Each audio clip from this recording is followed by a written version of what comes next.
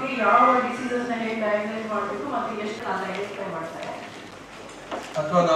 ಚಿಕ್ಕಬಳ್ಳಾಪುರ ಜಿಲ್ಲಾ ಪಂಚಾಯತ್ನ sir M Visvesvaraya ಸಭಾಂಗಣದಲ್ಲಿ ನಡೆದ ತ್ರೈಮಾಸಿಕ ಕೆಡಿಪಿ ಸಭೆಯ ಅಧ್ಯಕ್ಷತೆ ವಹಿಸಿದ್ದ ಜಿಲ್ಲಾ ಉಸ್ತುವಾರಿ ಸಚಿವ ಡಾಕ್ಟರ್ ಎಂಸಿಎಸ್ 15 ಇಲಾಖೆಗಳ ಪ್ರಗತಿ ಪರಿಶೀಲನೆ ನಡೆಸಿದರು. ರಸಗೊಬ್ಬರ, ಕೀಟನಾಶಕಗಳು ಮತ್ತು ಬಿತ್ತನೆ ಬೀಜಗಳನ್ನು ಮಾರಾಟ ಮಾಡುವ ಮಳಿಗೆಗಳ ಮುಂಭಾಗದಲ್ಲಿ ದರಗಳ ಪಟ್ಟಿಯನ್ನ ಕಡ್ಡಾಯವಾಗಿ ಪ್ರದರ್ಶಿಸಬೇಕು. ಈ ಕುರಿತು ಸಂಬಂಧಪಟ್ಟ ಇಲಾಖೆಯ ಅಧಿಕಾರಿಗಳು ನಿರಂತರ ನಿಗಾ ಇಡಬೇಕು. ಜಿಲ್ಲೆಯಲ್ಲಿ ಪರವಾನಗಿ ಇಲ್ಲದೆ, ಲೇಬಲ್ ಇಲ್ಲದೆ ಹಾಗೂ ಬ್ಯಾನ್ ಮಾಡಿರುವ ರಸಗೊಬ್ಬರ ಮತ್ತು ಕೀಟನಾಶಕಗಳನ್ನು ಮಾರಾಟ ಮಾಡುತ್ತಿರುವುದು ಕಂಡುಬಂದಿದೆ. ಈ ಸಂಬಂಧ ಕಾನೂನು ಕ್ರಮ ಜರುಗಿಸಲು ಸಚಿವರು ಅಧಿಕಾರಿಗಳಿಗೆ ಸೂಚಿಸಿದರು. ಈ ಕುರಿತು ಕೃಷಿ ಇಲಾಖೆಯ ಜಂಟಿ ಕೃಷಿ ನಿರ್ದೇಶಕಿ ಜಾವಿದಾ ನಸೀಮಾ ಖಾನಂ ರವರು ಪ್ರತಿಕ್ರಿಯಿಸಿ, ರಸಗೊಬ್ಬರ ಹಾಗೂ ಕೀಟನಾಶಕಗಳನ್ನು ಮಾರಾಟ ಮಾಡುವ 10 ಅನಧಿಕೃತ ಮಳಿಗೆಗಳ ಮೇಲೆ ಪ್ರಕರಣ ದಾಖಲಿಸಲಾಗಿದೆ.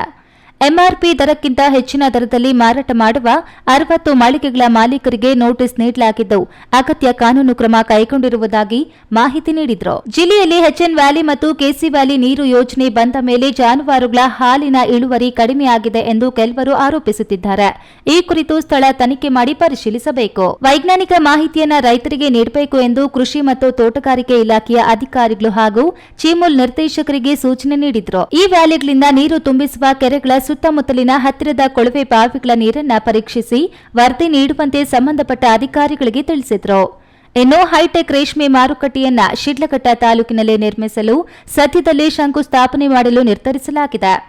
ಈ ತಿಂಗಳಲ್ಲಿ ಮುಖ್ಯಮಂತ್ರಿಗಳ ದಿನಾಂಕ ಪಡೆದು ಕ್ರಮ ವಹಿಸಲಾಗುವುದು ಎಂದು ಮಾಹಿತಿ ನೀಡಿದರು. ಕೆಲವರು ರೈತ ಸಂಘದವರು ಅವರ ಅಭಿಪ್ರಾಯಗಳನ್ನು ಹೇಳಿದರು. ನಾನು ಅವಾಗ ಜಿಲ್ಲಾ ಮಂತ್ರಿಯಾಗಿ ಅಲ್ಲಿರ್ತಕ್ಕಂಥ ಯಾರು ರೈತರಿದ್ದಾರೆ, ಯಾರು ಭೂಮಿಯನ್ನು ಕಳ್ಕೊಳ್ತಾ ಇದ್ದಾರೆ, ಅವರ ರೈತರ ನೇರ ಅಭಿಪ್ರಾಯ ಪಡಿಬೇಕು. ಯಾಕೆಂದರೆ ಇವತ್ತು ಕೈಗಾರಿಕೆಗಳು ಆಗಬೇಕು, ರೈತರ ಅಭಿಪ್ರಾಯಗಳನ್ನು ನಾವು ಅವರಿಗೂ ಅವರ ಏನು ಅಹವಾಲನ್ನು ಸ್ವೀಕಾರ ಮಾಡಬೇಕು. ಅವರ ಕ್ಲಿಯರೆನ್ಸ್ ಕೇಳಿದ್ವಿ.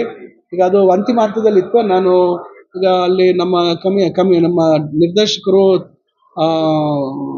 ನಮ್ಮ ಪ್ರವಾಸೋದ್ಯಮ ನಿರ್ದೇಶಕರು ಡಾಕ್ಟರ್ ರಾಜೇಂದ್ರ ಅವ್ರ ಜೊತೆ ಚರ್ಚೆಯಲ್ಲಿ ನಿರಂತರವಾಗಿದ್ದೀವಿ. ನಾವು ಮೇಲ್ಗಡೆ ಅವರಿಗೆ ಅಪ್ಪರ್ ಟರ್ಮಿನಲ್ ಮಾಡಲಿಕ್ಕೆ ಜಾಗ ಕೊಡಬೇಕು ಅಂದರೆ ನಾವು ಮೇಲ್ಗಡೆಗೆ ಪ್ರವಾಸಿಗರ ವಾಹನಗಳನ್ನು ನಿಲ್ಲಿಸಬೇಕಾಗುತ್ತೆ. ಅಲ್ಲಿ 2 ಎಕರೆ ಅವ್ರಿಗೆ ಹ್ಯಾಂಡ್ ಓವರ್ ಮಾಡಿದಾಗ ಜಾಗ ಕಮ್ಮಿ ಆಗುತ್ತೆ.